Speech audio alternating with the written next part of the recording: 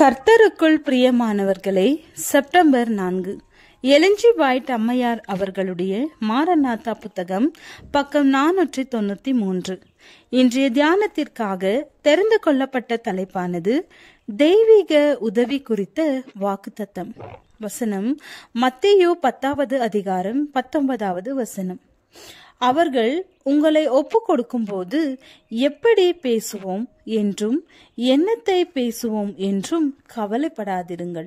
நீங்கள் பேச வேண்டுவது அந்நேரத்தில் உங்களுக்கு அருளப்படும்.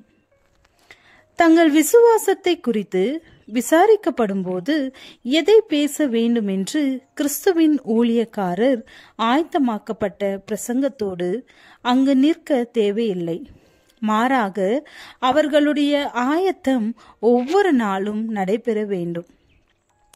தேவனுடைய விலை மதிப்பற்ற வார்த்தைகளை தங்கள் இருதயத்திலே சேர்த்து வைத்தும் கிறிஸ்துவின் உபதேசங்களை தியானித்து ஜெபிப்பதின் மூலமாகவும் விசுவாசத்தை பலப்படுத்தி ஒவ்வொரு நாளும் ஆயத்தப்பட வேண்டும்.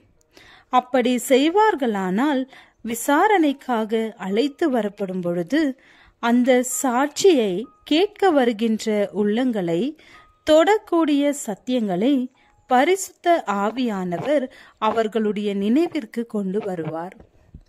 ஜாக்கிரதையாக வேதத்தை ஆராய்ந்ததின் மூலம் பெற்றுக்கொண்ட அறிவை எந்த நேரத்தில் தேவைப்படுகிறதோ அந்த நேரத்தில் தானே பளிச்சென்று அவர்கள் நினைவிற்கு கொண்டு வருவார்.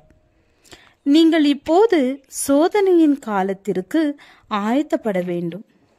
உங்கள் கால்கள் நித்திய கன்மலையின் மேல் நாட்டப்பட்டிருக்கிறதா என்பதை நீங்கள் அறிய வேண்டும். உங்களுடைய வெளிச்சத்திற்காக மற்றவர்களை சார்ந்திராமல் உங்களுக்கென்று ஒரு தனிப்பட்ட அனுபவம் கொண்டிருக்க வேண்டும்.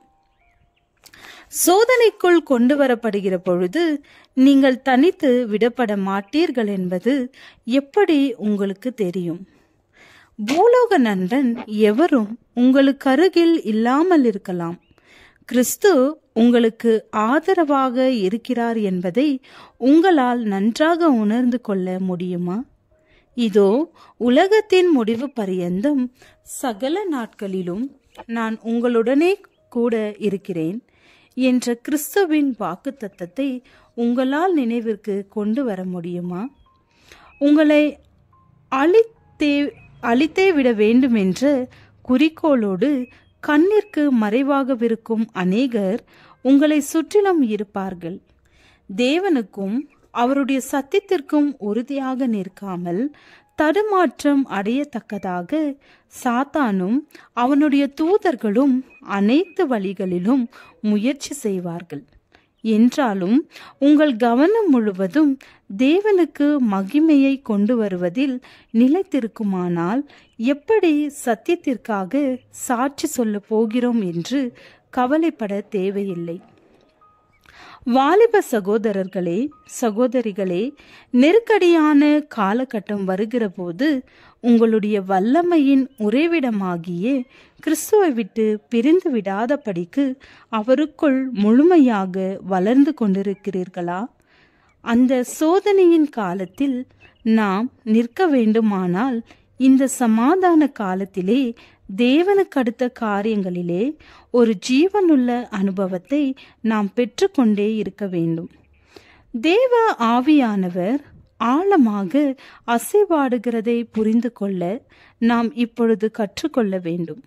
கிறிஸ்து மாத்திரமே நமக்கு எல்லாவற்றிலும் எல்லாமாக அல்பாவாகவும் ஒமேகாவாகவும் முதலும் கடைசியுமாகவும் ஆதியும் அந்தமுமாகவும் இருக்க வேண்டும். ஜெபம். அன்பு தேவனே, தாயை காட்டிலும் மேலா எங்களிடத்தில் அன்பு வைப்பவரே, உமக்கு நன்றி. ஆமென்.